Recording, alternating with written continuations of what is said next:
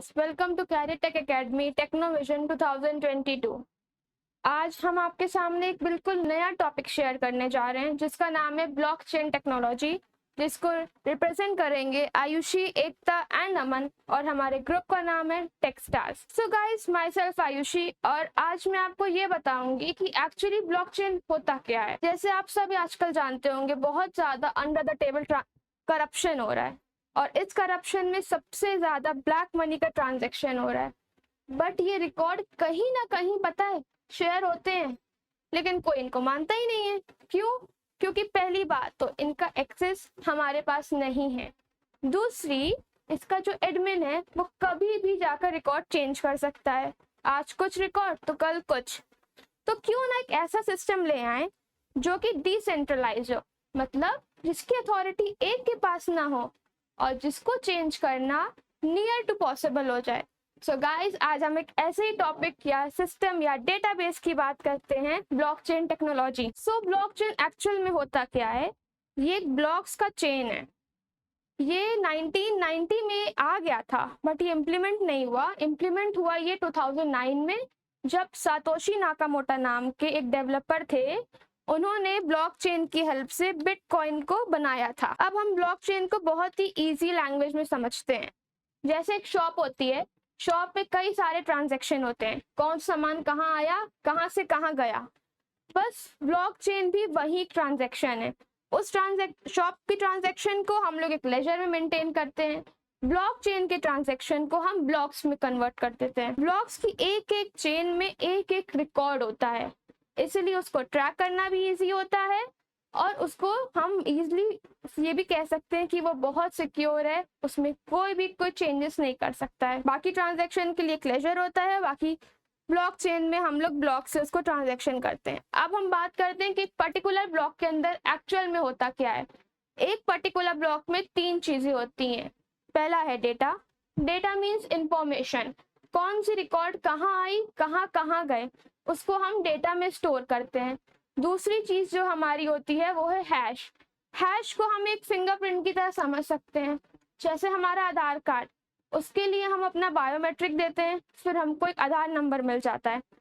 वैसे ही हैश में हम जो भी डेटा स्टोर करवाते हैं ब्लॉक में, उसके लिए हम लोग को एक हैश जनरेट होता है या एक यूनिक कोड मिल जाता है, और उसी कोड से हम लोग इंफॉर्मेशन ट्रैक कर सकते हैं। तीसरी चीज जो एक ब्लॉक में होती है वो है प्रीवियस हैश। प्रीवियस हैश से आप ये समझ सकते हैं कि एक ब्लॉक का हैश उसके नेक्स्ट ब्लॉक के लिए प्रीवियस हैश बन जाता है। ये एक सिक्योरिटी बेस में बहुत अच्छा है, क्योंकि इससे चांसेस बहुत होते हैं कि हम डेटा को अपने ट्रैक कर सकते हैं। अगर हमारे डेटा के साथ कहीं भी छेड़खानी होती है तो उससे हमको इजीली समझ में आ जाता है। फॉर एग्जाम्पल, जैसे हम कहते हैं एक डेटा का जो हैश होता है वो नेक्स्ट डेटा के लिए प्रीवियस हैश बन जाता है। चलिए ठीक है, इसको हम एक एग्जांपल लेकर समझते हैं। इन केस हमने एक ब्लॉक का डेटा चेंज कर दिया, तो उस पर्टिकुलर ब्लॉक का जो हैश है वो भी चेंज हो जाएगा। लेकिन जब हम उसको ओपन करेंगे पूरी चेन को, तो एक हैश और उसकी नेक्स्ट का प्रीवियस हैश मैच नहीं करेगा। जब वो मैच नहीं करेगा तो सीरियसली कोई भी समझ सकता है कि यहाँ पर छेड़खानी हुई है, इसलिए इस चीज को ट्रैक करना भी बहुत इजी हो गया है।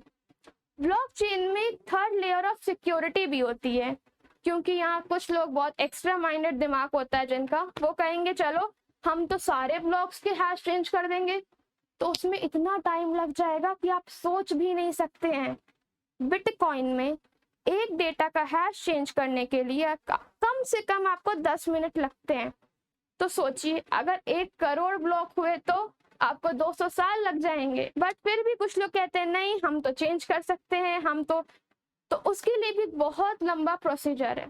इन केस आप किसी भी ब्लॉक का एक डेटा चेंज करना चाहते हैं, तो आप पहली बात तो वो डिसेंट्रलाइज है, मतलब उन सभी ब्लॉक्स की जो कॉपी है वो सब जगह फैली हुई है, सबके पास है, आप कहीं एक चेंज नहीं कर सकते। इन केस आप चेंज कर भी दिए डेटा, तो वो जो इंफॉर्मेशन है वो सबके पास जाएगा कि आप इस ब्लॉक का डेटा चेंज करने वाले हैं। जब वो सबके पास ये डेटा जाएगा तो उन सबकी तरफ से एक वोट आएगा। वोट इन द सेंस आएगा कि वो लोग बताएंगे कि ये जो चेंज हुआ है ये वैलिड है या इनवैलिड है। अगर वो चेंज इनवैलिड हुआ और ज़्यादातर वोट आपके अगेंस्ट में आ गए तो आपका चेंज रिजेक्ट भी हो सकता है। तो अगर आप ये चाहते हैं कि हम ब्लॉकचेन को हार्म कर दें तो पहली बात आपको बहुत सारा टाइम लगाना पड़ेगा। दूसरी बात, आपको more than 50% of the network खुद ओन करना पड़ेगा, तब तो कुछ ना कुछ पॉसिबिलिटी है। So guys, here I explained that what is blockchain, structure, history, how to harm, how not to harm. अब इसके आगे इसके टाइप्स, एडवांटेजेस, डिसएडवांटेजेस हमारे टीम की सेकेंड मेंबर एकता कंटिन्यू करेंगी। हेलो गाइस, माई सेल्फ एकता। सो इसके आगे का कॉन्सेप्ट मैं क्लियर करूंगी आपको कि टाइप्स क्या होते हैं ब्लॉकचेन के, यूजेस क्या होते हैं ब्लॉकचेन के, और एडवांटेज एंड डिसएडवांटेजेस क्या होते हैं। तो आई होप कि आप अब तक जान चुके होंगे कि ब्लॉकचेन क्या होता है, उसका स्ट्रक्चर क्या होता है, हिस्ट्री क्या होती है। अब मैं आगे आपको थोड़ा डीपली जाके बताऊंगी कि इसके टाइप्स क्या होते हैं। बात वैसे तो ब्लॉकचेन के काफी सारे टाइप्स होते हैं, बट मैं बेसिकली 4 टाइप्स लेकर आई हूँ आपके लिए, ताकि आप इजी लैंग्वेज में आप उसको समझ सकें। मैं लाई हूँ public blockchain, private blockchain, hybrid blockchain and side chain blockchain. तो बात करते हैं पब्लिक ब्लॉकचेन की। पब्लिक ब्लॉकचेन में क्या होता है? पब्लिक ब्लॉकचेन में ये है कि ये चीज आप कोई भी यूज कर सकता है, ये परमिशन लेस होता है, नॉन रिस्ट्रिक्शन होता है, इसको कोई भी यूज कर सकता है विदाउट परमिशन, और ये इसमें बहुत ज्यादा ट्रांसपेरेंसी होती है, सिक्योरिटी भी बहुत ज्यादा होती है। और इसी तरह प्राइवेट ब्लॉकचेन की बात करते हैं। प्राइवेट ब्लॉकचेन जस्ट थोड़ा सा अपोजिट है। इसमें क्या होता है कि इसमें रिस्ट्रिक्शन होते हैं, विदाउट परमिशन आप इसको यूज नहीं कर सकते। बेसिकली प्राइवेट ब्लॉकचेन यूज होता है मेनली कंपनीज और ऑर्गेनाइजेशन ही यूज करती है, क्योंकि कोई भी कंपनी नहीं चाहेगी कि उसका डेटा कोई भी आउटसाइडर देखे या एज्यूम करे। इसी तरह प्राइवेट ब्लॉकचेन में अगर कोई एंट्री भी करना चाहे आउटसाइडर तो नहीं कर सकता है विदाउट ओनर के परमिशन के। आइए बात करते हैं हाइब्रिड ब्लॉकचेन की। हाइब्रिड ब्लॉकचेन बहुत हार्ड नहीं है। बेसिकली पब्लिक और प्राइवेट के दोनों के जितने भी एडवांटेजेस होते हैं, जितने भी फायदे आप समझ रहे हैं, वही सबके मैशअप है। कह सकते हैं combination of public and private blockchain. Hybrid में होता क्या है, आप इसको दोनों तरह से यूज कर सकते हैं। आप इसको चाहे तो प्राइवेसी के साथ यूज कर सकते हैं, परमिशन रिस्ट्रिक्शन लगाकर यूज कर सकते हैं, और इसको बिना रिस्ट्रिक्शन के भी यूज कर सकते हैं। ये डिपेंड करता है आपके ऊपर। बात करते हैं ब्लॉकचेन की। साइड चेन में क्या होता है कि ये इसमें जो भी ब्लॉक्स होते हैं, सारे डेटा, हर एक डेटा मेन चेन से कनेक्ट होता है, मेन ब्लॉक से कनेक्ट होता है। इसमें कुछ भी आप अगर चेंजेस करना चाहोगे तो नहीं हो पाएगा, क्योंकि मेन चेन से सारी इंफॉर्मेशन, इन केस आप जैसे 4th नंबर पे ब्लॉक है और आप उसमें कोई भी चेंजेस लाओगे तो सारी इंफॉर्मेशन चेंजेस कहाँ होंगी? डायरेक्ट फर्स्ट वाले ब्लॉक्स में होंगी।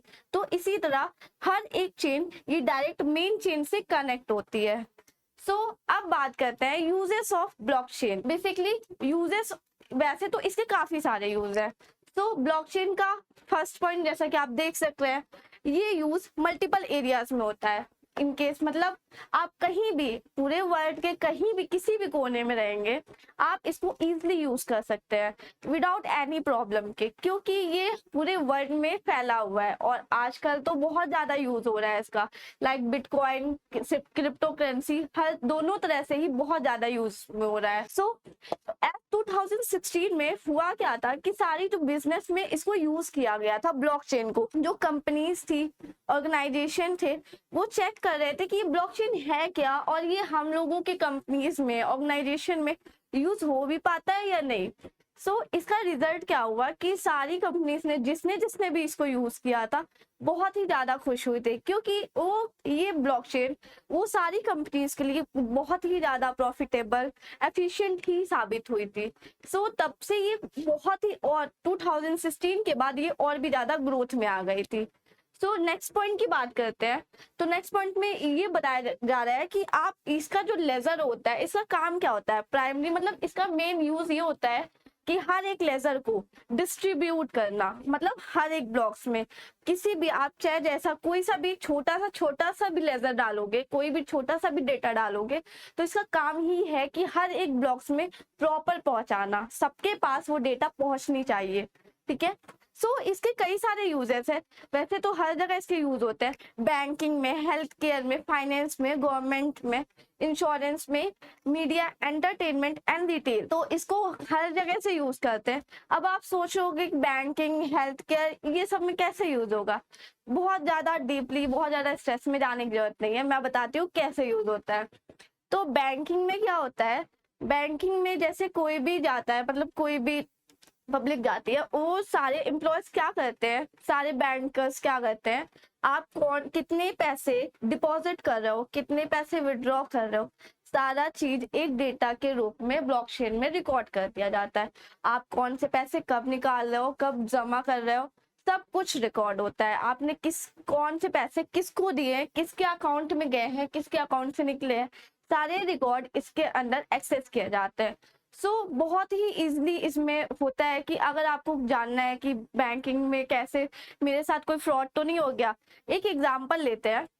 जैसे कोई पर्सन है, बैंक गया और वो बोल रहा है कि भाई मैंने 5000, उसने आज जैसे 5000 उसने सबमिट कर दिया, और उसके 2 दिन बाद जाके वो कहता है कि भाई मुझे 3000 विड्रॉ करना है, तो उसने 3000 विड्रॉ कर ली। अब बचे कितने बैंक में, 2000, क्योंकि उसने तो 5000 सबमिट किया, डिपॉजिट किया था। फिर वो 4-5 दिन बाद फिर अगेन जाता है और वो भूल जाता है कि हाँ मैंने इसमें से 3000 विड्रॉ कर लिया है, तो जाके फिर बोलता है कि भाई जो मैंने 5000 डिपॉजिट किया था, मुझे अपने 5000 वापस विड्रॉ करवाने हैं।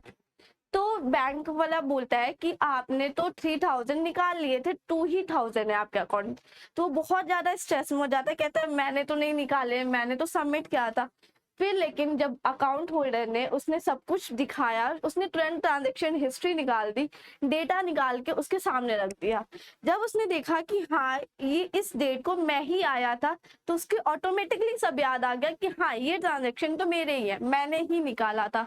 तो ये आप देख सकते हैं इसमें कितना इजीली डेटा एनालाइज हुआ, बहुत ही इजीली उसको हाँ बिलीव भी हो गया कि हाँ मैंने ही निकाला था, कोई भी फ्रॉड नहीं है। अब आप सोच रहे होंगे कि हेल्थ केयर, इसी तरह हेल्थ केयर में भी यूज होता है।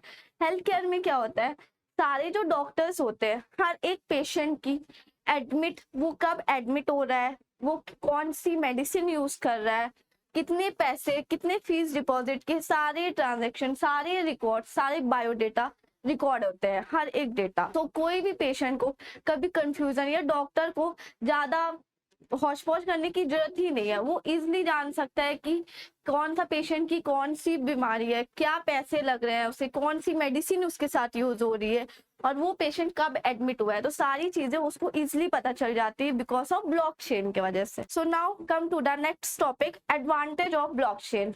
इसकी एडवांटेज क्या हो सकते हैं, देखिए पहले तो इसकी टाइटर सिक्योरिटी होती है, जो इसकी सिक्योरिटी होती है वो बहुत ही ज्यादा टाइट होती है। वो कैसे, अब आप सोच रहे होंगे, तो मैं बताती हूँ। इसकी सिक्योरिटी इसलिए टाइट होती है क्योंकि इसको कोई भी ब्रेक नहीं कर सकता, कोई भी मतलब चेंज नहीं कर सकता है। एक्चुअली इसका हर एक डेटा हर एक के पास होता है। चेन, इसमें चेन का मतलब ही है कि हर एक डेटा सबके पास हो, सब कुछ इंटरकनेक्ट हो। तो इसी तरह इसकी सिक्योरिटी और भी ज्यादा टाइट हो जाती है क्योंकि इसमें कोई चेंज कर ही नहीं सकता है। Second, immutability. इम्यूटेबिलिटी मतलब क्या होता है, अनब्रेकेबल। अब इसमें ये होता है कि जब अनब्रेकेबल है तो कोई भी आप इसको, कोई भी आपके रिकॉर्ड चेंज नहीं कर सकता है, तोड़ नहीं सकता है। आपने जो रिकॉर्ड किया वही रिकॉर्ड रहेगा, इसमें आपको डरने की भी जरूरत नहीं है। तो सब कुछ जैसा आप रिकॉर्ड करोगे वैसा ही आपको मिलेगा। और थर्ड है ट्रांसपेरेंसी। अब ट्रांसपेरेंसी से हम ये बात कर सकते हैं कि ये चीज, जो सारे डेटा आप इसमें डालते हो, एक्सेस कराते हो, वो चीज ट्रांसपेरेंट होता है। वो चीज सब देख सकते हैं कि आपने कौन सा डेटा कहाँ डाला है, कब डाला है, कोई भी इजिली देख सकता है। बट हाँ देख सकता है, कुछ छेड़खानी नहीं कर सकता है उसमें। और इसी तरह फुल पॉइंट है एफिशिएंसी। ये एफिशिएंसी मतलब बहुत ज्यादा ये एफिशिएंट होता है हम लोगों के लिए, काफी ज्यादा, सभी यूज कर सकते हैं, टाइम से काम आ जाता है, बहुत ज्यादा मेहनत नहीं करनी पड़ती है, बस थोड़ी सी नॉलेज चाहिए, थोड़ा सा नेट चाहिए, और आपका काम बस यूं ही हो जाता है। अब बात करते हैं डिसएडवांटेज की। ये चार्ट भी मैंने इसीलिए डाला है, आप देख सकते हो इनमें ट्रांसपेरेंसी, सिक्योरिटी, एफिशिएंसी और ट्रस्ट दोनों। अब ट्रस्ट, आप ये सोचोगे नया पॉइंट है ट्रस्ट, तो आप ट्रस्ट से क्या समझ रहे हो? ये ट्रस्टेबल बहुत ज्यादा होता है जस्ट बिकॉज क्योंकि इसमें कुछ भी अनब्रेकेबल नहीं होता, कोई भी छेड़खानी नहीं कर सकता, कोई भी आउटसाइडर देख तो सकता है लेकिन कुछ कर नहीं सकता। तो ये चीज सभी जानते हैं, जो जो यूज करता है। पहली बात तो ब्लॉकचेन वही यूज करता है जिसको इसकी इंफॉर्मेशन हो, तो जो इंफॉर्मेशन जिसके पास हो वही यूज करता है, तो वो उसको पता होता है कि हाँ भाई ये ट्रस्टेबल है, इसको कोई छेड़खानी कर ही नहीं सकता है। तो जो भी चीजें डेटा है वो वैलिड है, ऑफ कोर्स वैलिड है क्योंकि कोई चेंज नहीं कर सकता है। अब बात करते हैं डिसएडवांटेजेस की। आपने एडवांटेजेस तो जान लिए, अब बात करते हैं डिसएडवांटेजेस की। डिसएडवांटेजेस बहुत ज्यादा नहीं है, बस थोड़ा सा ये है कि जैसे फर्स्ट पॉइंट में मैंने बताया कि difficulty with updating and elimination of errors. मतलब अगर आप कोई डेटा अपडेट कर रहे हो, मतलब उसमें डाल रहे हो, बट ये डिफिकल्ट, बहुत ज्यादा डिफिकल्ट होता है। एक टाइम पे कोई भी डेटा आप तुरंत चेंज नहीं कर सकते हो, ये बहुत ज्यादा टाइम टेकन हो जाता है। और ये तुरंत आप सोचो कि अभी मैं कुछ कर रहा हूँ, मुझसे कोई गलती हो गई है डेटा पे, आप सोचो कि मैं इसको तुरंत चेंज कर दूं, बट वो तुरंत नहीं हो पाएगा। उसके लिए आप बहुत सारा टाइम टेकन चाहिए, बहुत सारी इंफॉर्मेशन चाहिए, बहुत सारा नॉलेज चाहिए, ठीक है। और बात करते हैं सेकेंड पॉइंट की, network robustness for dedicated purpose. अब इससे आप क्या समझ रहे हो कि इसका ये मतलब है कि आप कोई भी डेटा जब आप चेंज करने चाहोगे तो ठीक है, आपके पास नॉलेज तो बहुत ज्यादा है, मैं समझ रही हूँ, लेकिन जब तक आपके पास अच्छा खासा हाई स्पीड का डेटा नहीं होगा तो आप किसी भी डेटा को टच भी नहीं कर सकते हो। टच करोगे बट वो होगा नहीं, क्योंकि हर एक चीज तो इंटरकनेक्ट होती है। आपको केवल एक ब्लॉक का डेटा नहीं चेंज करना पड़ेगा, आपको हर ब्लॉक्स का डेटा चेंज करना पड़ेगा। सो इसके लिए ऑफ कोर्स हमें बहुत ज्यादा नेट की स्पीड भी चाहिए होती है। Difficulty of development. अब डिफिकल्टी ऑफ डेवलपमेंट से आप ये समझ सकते हो कि इसको डेवलप करना थोड़ा मुश्किल ज्यादा है, बिकॉज क्योंकि इसको जब यूज करते हैं, जब आप सोचोगे इसको और ज्यादा ग्रोथ पे लाए, और ज्यादा इसमें टेक्नोलॉजीज लाए, तो इसके लिए आपकी एजुकेशन लेवल थोड़ी ज्यादा हाई होनी चाहिए और बहुत सारे नॉलेज के साथ ही आप इसको अपडेट कर सकते हो और डेवलप कर सकते हो। वेल आई होप कि आपको type uses, advantages and disadvantages अच्छे से समझ में आया होगा। अब आगे का पार्ट बिटकॉइन, क्रिप्टो करेंसी क्या होते हैं, इसकी सारी इंफॉर्मेशन हमारे आगे के पार्टनर अमन आपको डिस्कस करेंगे। हेलो गाइस, माई सेल्फ अमन। तो जैसा कि आपने पहले देखा था कि एकता और आयुषी ने आपको ब्लॉकचेन और यूजेस एंड डिसएडवांटेजेस सारी चीज़ें बता दी है, तो अब हम बात करेंगे बिटकॉइन और क्रिप्टो करेंसीज के बारे में। तो पहले तो हम लोग बात कर लेते हैं क्रिप्टो करेंसी क्या होती है। क्रिप्टो करेंसी का ही एक पार्ट है, उसमें बहुत सारे आपके बिटकॉइंस आते हैं, उनके अलग अलग नाम है। सबसे ज़्यादा पॉपुलर है आपका बिटकॉइन। ओके, तो अब यहाँ पे मैंने सबसे इम्पोर्टेंट वाला ही पार्ट लिया है बिटकॉइन। वैसे तो बहुत सारे आपके इथेरियम और लाइटकॉइन भी होते हैं, बट जो सबसे ज़्यादा मार्केट में जो ट्रेंड पे है वो बिटकॉइन ही है। ओके, तो पहले तो क्रिप्टो करेंसी के बारे में बात कर लेते हैं। क्रिप्टो करेंसी क्या होती है? तो ये अब जैसा कि आप लोग देखते होगे कि आप जो भी ट्रांजेक्शन करते हो या फिर ऑनलाइन या फिर ऑफलाइन, तो आप एक एक्सचेंज ऑफ गुड्स में जो भी आप यूज़ करते हो, तो आपके पास एक मनी रहता है, या फिर ऑनलाइन आप ट्रांजेक्शन करते हो, है ना। अब ये क्रिप्टो करेंसी डिजिटल फॉर्म में आपकी ये करेंसी होती है जिसे आप टच नहीं कर सकते हो, कोई भी इसका कोई एक पर्टिकुलर फिजिकल फॉर्म नहीं होता, राइट। तो आप बस इसे आप डिजिटली आप जो है कि यूज़ कर सकते हो क्रिप्टो करेंसीज को। तो मेन यहाँ पे आपको ये समझना पड़ेगा कि ये क्यों इंपॉर्टेंट हो जाता है और इसका क्या यूज़ है, फर्दर हम इसको कैसे यूज़ कर सकते हैं। तो नॉर्मली जैसे आप ट्रांजेक्शन्स यूज़ करते हो ऑनलाइन या ऑफलाइन, कुछ भी सर्विसेज या गुड्स को परचेज करने के लिए, सेम वैसे ही आप क्रिप्टो करेंसीज भी यूज़ कर सकते हो। वैसे इसका थोड़ा एक और साइड पार्ट है कि इसको ये हर जगह अवेलेबल नहीं है, मतलब हर जगह आप इसे यूज़ नहीं कर सकते हो, क्योंकि हर कोई इसे यूज़ नहीं करता और हर कोई एक्सेप्ट भी नहीं करता इसे, क्योंकि बहुत कम ही लोग जानते हैं। वैसे तो बहुत सारे कंट्रीज़ में ये लीगल भी है, वहाँ पे यूज़ भी होता है, और जहाँ जहाँ यूज़ नहीं होता है तो वहाँ पे ये एक्सेप्ट नहीं किया जाता है। वैसे ये काफ़ी अच्छी चीज़ है। ये एक तरह का आपका जो है कि ये डिजिटल ट्रांजैक्शन होता है, बट इसमें ये एनोनिमस रहता है। इसके पीछे आप जैसे कि आपने पहले अभी एकता या आयुषी जब आपको बता रही थी ब्लॉकचेन, तो आपने उसमें देखा होगा कि लेजर के बारे में, है ना। तो जो लेजर मेंटेन होता है यहाँ पे, वो आपका जैसे कि आप देख रहे होगे नॉर्मल जो बही खाता उसको बोलते हैं हिंदी में, तो लेजर कहीं भी जो मेंटेन होता है, कितने ट्रांजैक्शन हुए हैं, किसके अकाउंट से कहाँ पैसा गया, ठीक है?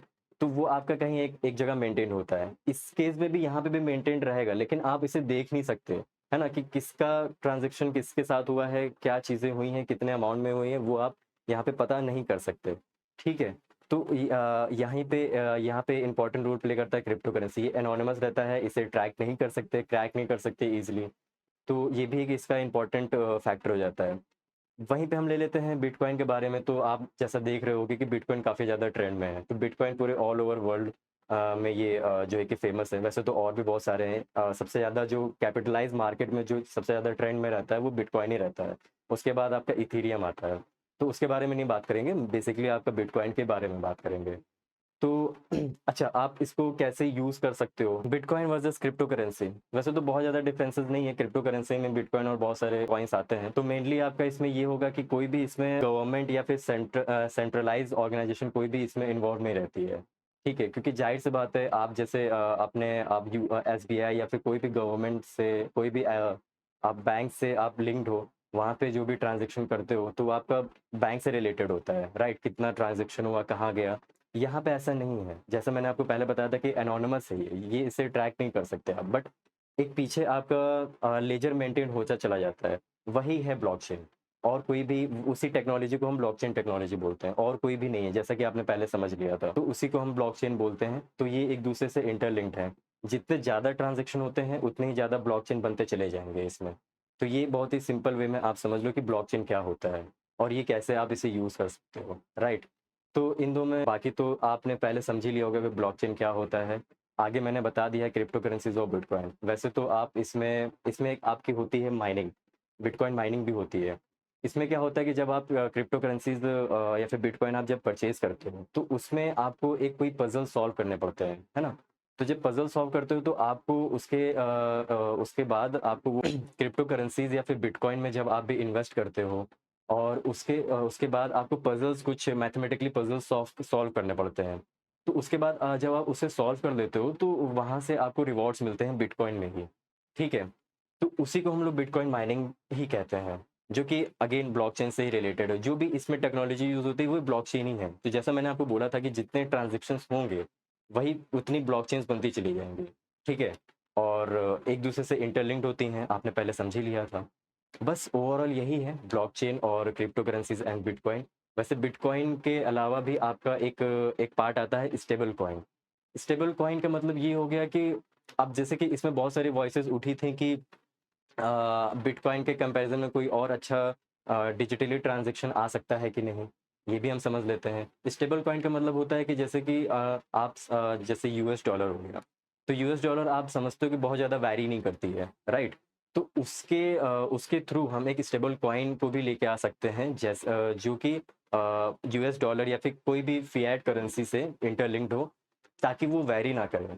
और क्योंकि ज़ाहिर सी बात है, अगर वो वैरी करेगी तो आपकी जो बिटकॉइन है वो भी वैरी करेगी। जैसा कि आपने सुना होगा कि मार्केट में अलग-अलग टाइम पे वो डिमांड पे वो वैरी करती रहती है। कभी बिटकॉइन के प्राइसेज़ बहुत ज़्यादा हाई चले गए, थोड़े मिड में आ जाते हैं। तो वो चीज़ फ्यूचर में ना देखने को मिले, इसीलिए स्टेबल कॉइन का भी एक कॉन्सेप्ट अभी लाया गया है। हालाँकि अभी इसके बारे में बहुत ज़्यादा लोग उतने ज़्यादा अवेयर नहीं हैं, बट हाँ, इन फ्यूचर ये शायद देखने को मिल सकता है। एक और इसका पॉइंट है कि बिटकॉइन क्रिप्टो करेंसीज़ वैसे तो देखा जाए यूज़लेस है, मेरे हिसाब से। यूज़लेस इसलिए है क्योंकि एक्चुअल में इसकी कोई भी वैल्यू नहीं है, क्योंकि बहुत ज़्यादा गवर्नमेंट और बहुत ऑफ़िशियल जो ऑर्गनाइज़ेशंस है, इसे बहुत ज़्यादा यूज़ या फिर इसे ज़्यादा एक्सेप्ट नहीं करती है, ठीक है? क्योंकि मैंने जैसा बताया कि ये डिमांड के ऊपर वैरी करती रहती है। इसी के ही पैरेलल में ही अल्टरनेटिव में ही आपका स्टेबल कॉइन को भी एक वॉइस उठी थी कि स्टेबल कॉइन लाना चाहिए। तो मेबी हो सकता है कि स्टेबल कॉइन फ्यूचर में देखने को मिल सकता है। अब मैंने इसलिए बोला कि इसका कोई यूज़ नहीं है या फिर यूज़लेस है। यूज़लेस एज़ सच वैसा नहीं, यूज़लेस मतलब कि आपको कभी भी इसके प्राइस काफ़ी हाई देखने को मिल सकते हैं, बहुत ही लो भी देखने को मिल सकते हैं। कभी $20,000 $50,000 मेबी हो सकता है कि 1 लाख या फिर 1.5 लाख भी जा सकता है, राइट? तो इसीलिए मैं बोल रहा हूँ कि ये बहुत ज़्यादा स्टेबल नहीं है। आप स्टेबल कॉइन से भी आप समझ रहे होगे कि नाम से ही आप समझ रहे होगे कि स्टेबल कॉइन, राइट? तो ये भी एक फ्यूचर में एक ये अच्छा हम इसे यूज़ कर सकते हैं। तो स्टेबल कॉइन भी एक इम्पोर्टेंट रोल प्ले करता है। बहरहाल अभी तो हम लोग बिटकॉइन और क्रिप्टो करेंसी की ही बात करेंगे। तो ओवरऑल यही है ब्लॉकचेन, और ब्लॉकचेन टेक्नोलॉजी यही इसी से ही रिलेटेड है, यही ब्लॉकचेन टेक्नोलॉजी है। और बिटकॉइन एंड क्रिप्टो करेंसी, वैसे तो आपने समझा होगा और फिर देखा सुना भी होगा कि क्रिप्टो करेंसीज में आप इन्वेस्ट और ट्रेड कर सकते हो। इसके भी बहुत सारे अलग अलग क्राइटेरिया हैं कि आप कैसे परचेज करते हो या फिर कैसे उसे यूज़ करते हो आगे। तो वही आप घर बैठे भी, आप खुद से भी इंडिविजुअली भी आप उसकी माइनिंग कर सकते हो, लेकिन इसमें बहुत ज़्यादा पहली चीज़ तो डेटा लगेगा, रिसोर्सेज लगेंगे, आपके बहुत ज़्यादा हैवी नेटवर्क चाहिए आपको, इंटरनेट ज़्यादा अच्छा चाहिए आपको, काफ़ी इलेक्ट्रिसिटी चाहिए। तो इतने ज़्यादा रिसोर्सेज करने लेने के बाद आप उसके बिटकॉइन की माइनिंग कर सकते हो। हालाँकि ये होता है, लेकिन हर कोई नहीं कर सकता, क्योंकि इतने ज़्यादा रिसोर्सेज़ आप किसी एक चीज़ पे लगाओगे, वो भी जो है कि वैरी कर रही है। पता नहीं, मे बी वो आगे सक्सेस हो कि ना हो इतने ज़्यादा रिसोर्सेज़ लगाने के बाद। तो ये भी एक डिसएडवांटेज है इसमें। वैसे है ब काफ़ी अच्छी चीज़, क्योंकि ये एक तरह का डिजिटल ट्रांज़ैक्शन है, और लेकिन सिक्योर भी है। सिक्योर वही है कि जैसा मैंने आपको बताया कि कोई थर्ड पार्टी इन्वॉल्व नहीं होता है, और कोई इसे क्रैक भी नहीं कर सकता है। तो ये काफ़ी अच्छा एक पॉइंट है। और इसी के पैरेलल में आपका स्टेबल कॉइन भी है, मे बी उसको बाद में फ्यूचर में यूज़ किया जा सकता है। तो यही हमारा बिटकॉइन और क्रिप्टो करेंसीज और blockchain technology. Thank you so much guys for watching our video. I hope हम लोगों का कॉन्सेप्ट आप लोगों को बहुत ही अच्छे से समझ में आया होगा। तो please like and subscribe and share our video. Thank you for watching us.